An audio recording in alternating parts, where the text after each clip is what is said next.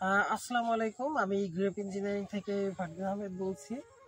তো আজকে আমাদের আলোচনার বিষয় হচ্ছে আমরা আঙ্গুর গাছে কতদিন পর পর পানি সেচ দিব।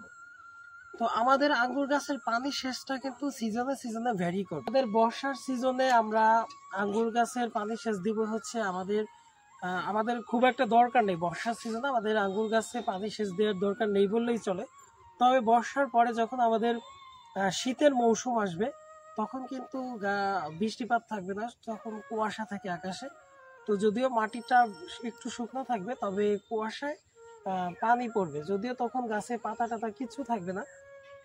তো আমাদের ওই টাইমটাতে আমরা গাছে সার বা অন্য অন্য কিছু ব্যবহার করবো না, পিজিআর যদিও, যেহেতু আমাদের গাছ ডরমেন্সিতে আমরা সার পিজিআর ব্যবহার করবো না। ওই টাইমটাতে আমরা রেগুলার কিন্তু পানি সেচ দিব, যেহেতু মাটি অনেক শুকনো থাকে।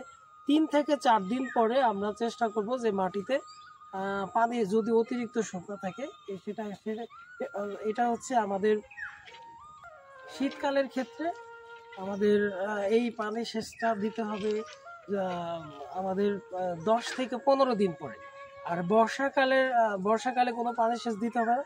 তবে গ্রীষ্মকালে আমরা চেষ্টা করব যে 3 থেকে 4 দিন পর পর পানি সেচের ব্যবস্থা করা, না হলে আমাদের গাছ ক্ষতিগ্রস্ত হবে। কারণ ওই টাইম বর্ষাকালে আগে যখন গ্রীষ্মকাল, ওই টাইমটাতে কিন্তু মাটি প্রচণ্ড শক্ত হয়ে যায় খরাতে।